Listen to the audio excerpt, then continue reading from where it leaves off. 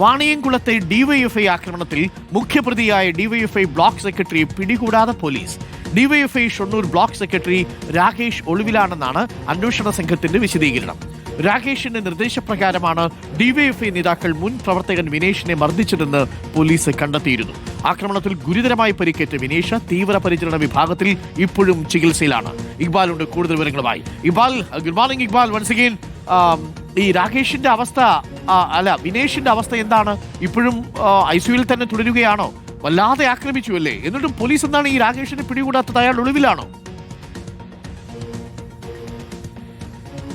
Arunkumar, good morning. അതായത് മർദ്ദനത്തിനിരയായി പരിക്കേറ്റ് ചികിത്സയിലുള്ള വിനേഷിന്റെ ആരോഗ്യനില അല്പം ഇപ്പോൾ ഭേദപ്പെട്ട് വരുന്നുണ്ട് എന്നുള്ളതാണ് ഡോക്ടർമാർ പറയുന്നത്. നേരത്തെ വെന്റിലേറ്ററിലായിരുന്നു, പക്ഷേ ഇപ്പോൾ വെന്റിലേറ്ററിൽ നിന്ന് മാറ്റി വിനേഷിനെ ഇപ്പോൾ ഐസിയുവിലേക്ക് മാറ്റി ചികിത്സ നൽകിക്കൊണ്ടിരിക്കുകയാണ്.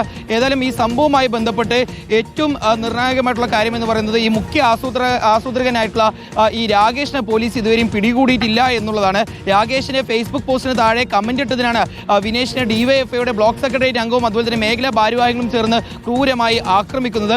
ഇത്തരത്തിൽ ആക്രമണം നടന്ന ആദ്യത്തെ 2 ദിവസവും രാകേഷ് ഷൊർണൂരിൽ തന്നെ ഉണ്ടായിരുന്നു. പക്ഷേ പോലീസ് രാകേഷിനെ പിടികൂടിയില്ല.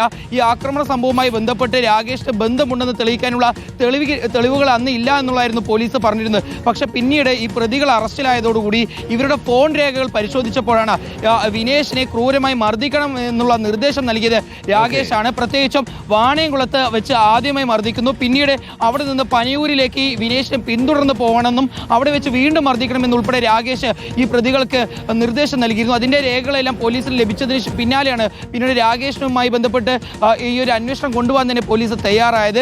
പക്ഷേ ഇതുവരെയും രാകേഷിനെ കണ്ടെത്താൻ അന്വേഷണ സംഘത്തിന് സാധിച്ചിട്ടില്ല. ഇയാളെ എത്രയും പെട്ടെന്ന് പിടികൂടണമെന്ന് ആവശ്യപ്പെട്ട് കോൺഗ്രസും BJPയും എല്ലാം അവിടെ പ്രാദേശികമായി വലിയ രീതിയിലുള്ള ആരോപണങ്ങളും ഉന്നയിച്ചുകൊണ്ട് രംഗത്തേക്ക് എത്തിയിട്ടുണ്ട്. ഏതായാലും രാകേഷ് ഉൾപ്പെടെ ഈ പിടിയിലായിട്ടുള്ള 4 പ്രവർത്തകരെയും പാർട്ടിയിൽ നിന്നും CPM സസ്പെൻഡ് ചെയ്തിട്ടുണ്ട്. ഇവരെ യാതൊരു രീതിയിലും സംരക്ഷിക്കില്ല എന്നുള്ളതാണ് പാർട്ടിയും നിലവിൽ പ്രഖ്യാപിച്ചിട്ടുള്ളത്. Okay, thank you Iqbal. നല്ല കാര്യം ഉണ്ടായിരുന്നു. തമ്മിത്തല്ലുകയാണ് ചെയ്തത്. ആലോചിക്കുക, എത്ര നല്ല കാര്യങ്ങൾ ഡിവൈഎഫ്ഐക്കാർ ചെയ്യുന്നുണ്ട്. അതിനിടയ്ക്കാണ് അനാവശ്യമായിട്ടുള്ള ഈ തമ്മിത്തല്ല് എന്നുള്ളത്. ഒരു ഡിവൈഎഫ്ഐക്കാരനെ മറ്റൊരു ഡിവൈഎഫ്ഐ സംഘം വന്ന് അറഞ്ചം പുറഞ്ചം തല്ലി. ഒന്ന് ആലോചിച്ച് നോക്കി, എന്താ കാരണം എന്നറിയുമോ? ഒരു ഫേസ്ബുക്കിൽ ഒരു കമന്റ് ഇട്ടു, അതിനാണ് വന്ന് അടിച്ച് ഒരു പരിവാക്കി കളഞ്ഞു. ഇപ്പോഴും ഐസിയുവിലാണ് ആ ചെറുപ്പക്കാരൻ. നേരിയ പുരോഗതി ഉണ്ടെന്നാണ് പറയുന്നത്. പിടിച്ചകത്തിടുകയാണ് വേണ്ടത്. മാതൃകാപരമായി പാർട്ടിയിൽ നിന്നും പുറത്താക്കണം.